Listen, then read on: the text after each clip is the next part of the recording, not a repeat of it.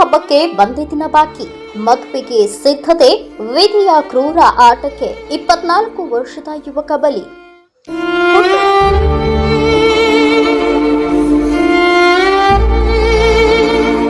ಹುಟ್ಟುಹಬ್ಬದ ಸಂಭ್ರಮಕ್ಕೆ ಇನ್ನೊಂದು ದಿನ ಬಾಕಿ ಇತ್ತು. ಮನೆಯವರು ಮದುವೆಯ ಸಿದ್ಧತೆಯಲ್ಲಿ ತೊಡಗಿದ್ರು. ನವೆಂಬರ್ನಲ್ಲಿ ಹೊಸ ಬದುಕಿಗೆ ಕಾಲಿಡಬೇಕಿದ್ದ 24 ವರ್ಷದ ಯುವಕನ ಬದುಕಿನ ಕನಸುಗಳು ಕ್ಷಣಾರ್ಧದಲ್ಲಿ ನುಚ್ಚುನೂರಾಗಿವೆ. ಕೆಲಸ ಮುಗಿಸಿಕೊಂಡು ಬೈಕ್ನಲ್ಲಿ ಮನೆಗೆ ವಾಪಸ್ಸಾಗುತ್ತಿದ್ದ ವೇಳೆ ಸಂಭವಿಸಿದ ಭೀಕರ ರಸ್ತೆ ಅಪಘಾತದಲ್ಲಿ ಯುವಕ ಸ್ಥಳದಲ್ಲಿಯೇ ಮೃತಪಟ್ಟಿರುವ ದಾರುಣ ಘಟನೆ ಹುಬ್ಬಳ್ಳಿ ತಾಲೂಕಿನ ನೂಲ್ವಿ ಕ್ರಾಸ್ ಬಳಿ ನಡೆದಿದೆ. ಮೃತರನ್ನ ಕೊಟಗುಣಸಿ ಗ್ರಾಮದ 24 ವರ್ಷದ ವಿನಾಯಕ್ ಭೋವಿ ಎಂದು ಗುರುತಿಸಲಾಗಿದೆ.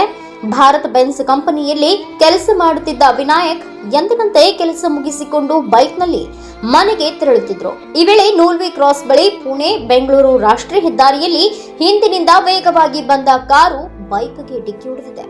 ಡಿಕ್ಕಿಯ ರಭಸಕ್ಕೆ ಬೈಕ್ನಿಂದ ಕೆಳಗೆ ಬಿದ್ದ ವಿನಾಯಕ್ನ ತಲೆಗೆ ಗಂಭೀರ ಗಾಯವಾಗಿದ್ದು ತೀವ್ರ ರಕ್ತಸ್ರಾವದಿಂದ ಸ್ಥಳದಲ್ಲಿಯೇ ಮೃತಪಟ್ಟಿದ್ದಾರೆ.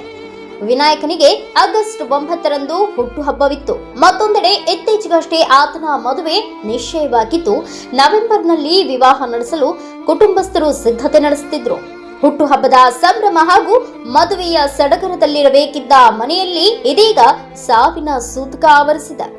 ಮದುವೆ ಮಂಟಪಕ್ಕೆ ಹೆಜ್ಜೆ ಇಡಬೇಕಿದ್ದ ಯುವಕನ ಬದುಕು ರಸ್ತೆ ಅಪಘಾತದಲ್ಲಿ ದುರಂತ ಅಂತ್ಯ ಕಂಡಿದ್ದು ಕುಟುಂಬಸ್ಥರು ಹಾಗೂ ಸಂಬಂಧಿಕರ ಆಕ್ರಂದನ ಮುಗಿಲು ಮುಟ್ಟಿದೆ.